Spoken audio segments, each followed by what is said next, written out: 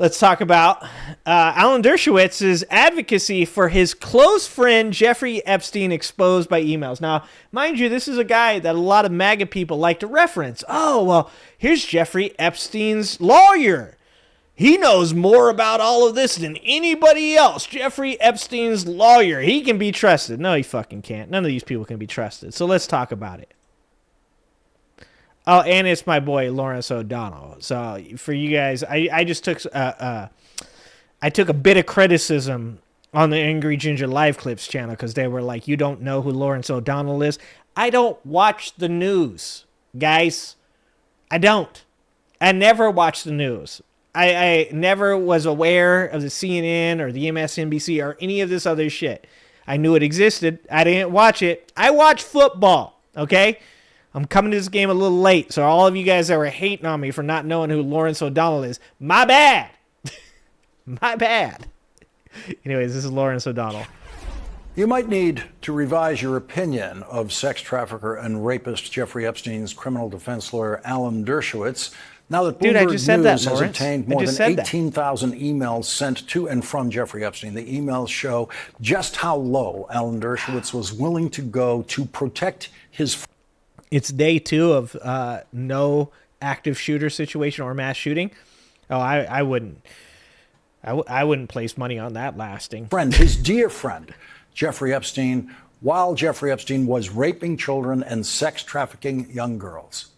One of Alan Dershowitz's Harvard Law School student research assistants, named Mitch Weber, helped with the Epstein criminal defense the first time Jeffrey Epstein had to deal with a criminal investigation that ended in a very easy plea deal arranged by Alan Dershowitz.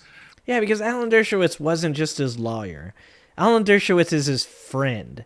That's something people need to, realize. It's not like Alan Dershowitz is some kind of public defender that was like this trial was forced upon him. Like, he wanted these trials. He wanted to defend Jeffrey Epstein. That's, why it's so insane to me when people are like, no, listen, Alan Dershowitz said Trump wasn't involved. Oh, no shit. No way. No, of course you can trust that man. He's definitely not friends with Jeffrey Epstein and Donald Trump. It's definitely not biased. You guys are right. What am I thinking? Alan Dershowitz, a fucking pillar of morality. Bloomberg reports that Mitch Weber, quote, took shorthand notes during a February 2006 meeting with Epstein's legal defense team. Thank you, Cheyenne. And two members of the Palm Beach County State Attorney's Office and a detective. These girls are self-described prostitutes. They don't feel harmed, and they're out for money, Alan Dershowitz said. Wow! Oh, just keep those emails coming, brother. There is not enough time in the day to cover all of this stuff coming out about the Epstein. And we haven't even gotten to the point where these files have actually been released. Because I've said this before, is none of this stuff is coming from Trump. You guys know that Donald Trump's going to start claiming that all this stuff came from him, right? You guys recognize that at one point or another, Donald Trump's going to be like, so a lot of this stuff has already came out. Lots of emails from Ghislaine Maxwell. Lots of emails from Dershowitz. They got the guy from the UK the other day. There's a lot of stuff coming out. He's going to, try and claim this shit. So I want everybody to continue to remember, stand on business on this shit, is that every one of these things that's being released right now from Ghislaine Maxwell's emails, from Dershowitz's emails, they're either coming from the Epstein estate or they're coming from people hacking these people's shit. None of this stuff is coming from Donald Trump's administration. That is crazy. According to a memo from Weber that said it paraphrased his notes. So there's Alan Dershowitz calling the children raped by Jeffrey Epstein crazy prostitutes. There's Alan Dershowitz calling the women, now survivors, that you saw gathered at the United States Capitol at the invitation of Congressman Ro Khanna, prostitutes. They're all prostitutes, according to Alan Dershowitz. And that's the same exact defense that all these MAGA people are doing now too, right?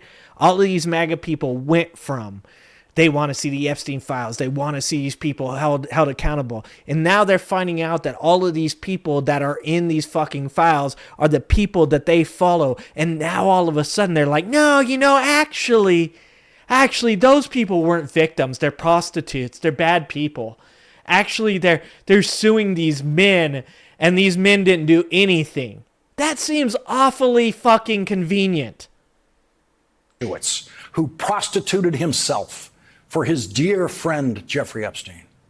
Jeffrey Epstein was not just Alan Dershowitz's client. Jeffrey Epstein was not just a profit center for Alan Dershowitz, who became the single biggest profiteer of Jeffrey Epstein's sex trafficking scheme through the $4 million in legal fees that Alan Dershowitz got from that sex trafficking scheme. That's crazy. If there were no sex trafficking scheme, Alan Dershowitz would have been paid nothing because criminal Jeffrey Epstein wouldn't have needed a criminal lawyer. It is one thing to represent your client vigorously during a criminal defense, but no criminal defense lawyer is sanctioned to lie about his client.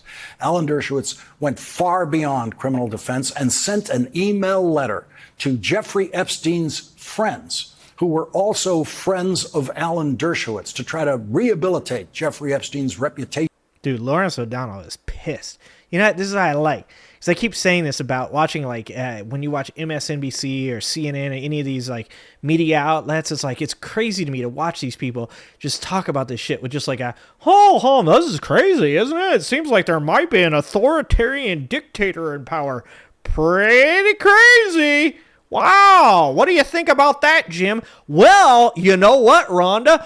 It is crazy. It seems like, wow, this guy, he could be a dictator. Whoa, isn't that crazy? Well, yeah, it is, Jim. Like, dude, watching these fucking people, like, just talk about this shit on the news is just, like, insane. Absolutely insane to watch.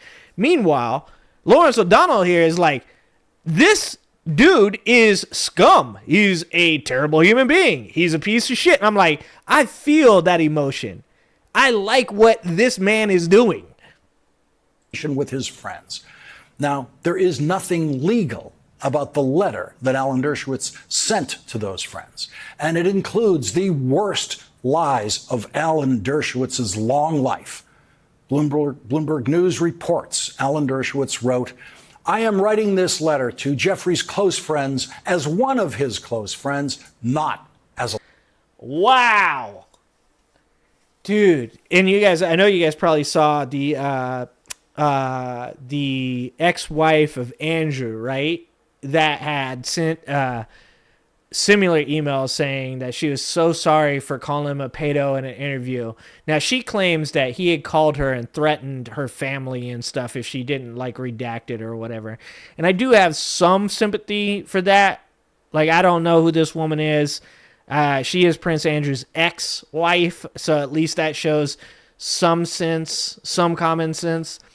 But when you look at the emails that are coming out from all this shit, where these people are, like, sucking up to this dude, like, I'm like, man, in my opinion, like, I get it. I understand, like, when you're protecting your family and stuff, like, you get scared or whatever. But, dude, if that dude called my house saying he was going to come do something, I would go find Jeffrey Epstein's ass. Like he wouldn't get off that phone. I'd be like, oh, yeah, no, dude, we should, hold on, let's talk for a minute. Nope, just get in my car right now. Gonna be heading over there right now. Let's have a talk about this face to face, brother. Let's talk about what you think about what you're gonna do to my family. I am writing this letter to Jeffrey's close friends as one of his close friends, not as a lawyer. Dude, fuck MAGA. Lawyer read a draft of a letter in September 2006. No, there was never any underage sex. Absolutely none. Wow. That is a lie. That is Alan Dershowitz telling a lie in writing about his close friend Jeffrey Epstein to Alan Dershowitz's other close friends.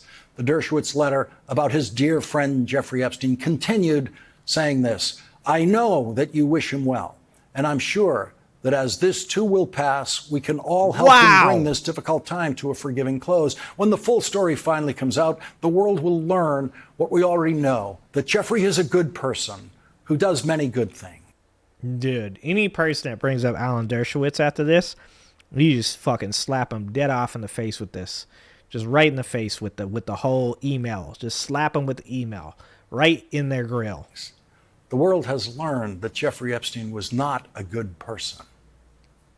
That lying letter was signed cordially Alan Dershowitz, and with that letter, the world has learned what kind of person Alan Dershowitz is. Dude, Lawrence. When Bloomberg reporters asked Alan Dershowitz about that letter last week, he told them he does not recall the letter.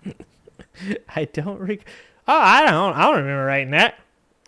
Dude, it's Trump 101 right there. I do not recall is the lawyer's favorite way of not telling the truth. Joining us now is Democratic Congressman Ro Khanna of California. Yeah, He's let's a go, member of Ro. the House Oversight Committee. Congressman Khanna, this is the wall you've been trying to knock down that Alan Dershowitz was building for years with the lie that these children were prostitutes. The women who came as survivors to the Capitol, Alan Dershowitz was calling prostitutes. And that's the kind of lie that got Jeffrey Epstein as far as he went. It's just disgusting. Maybe it's because I've met these women and survivors. I mean, for him to be calling them prostitutes, here they are so courageous telling their story. And you know what? We're going to actually be having more of these survivors on October 7th. They're going to. Oh, snap. He said on October 7th. Oh, snap. Be coming. That's when we're going to get Adelita Grijalva's 218th vote. The speaker has said that she's going to be sworn in then. By the way, We'll see thanks about to the that. advocacy of people telling the speaker you can't delay it. And more of these women are going to tell their stories. And the American people are going to see how offensive it is what Dershowitz is doing. And that's why we need this to come out. Dude, even if, okay, so let's say they swear in Grijalva on October 7th. How much you want to make a bet they use October 7th as a distraction? How much you want to make a bet that Trump and everybody in his administration make October 7th about Israel? Like, I bet you money they will ride right over that with this shit. Look at what the women have been dealing with for 2 decades. Alan Dershowitz says, he's saying to prosecutors back then at the first attempt to prosecute Jeffrey Epstein, the girls don't feel harmed. You met them.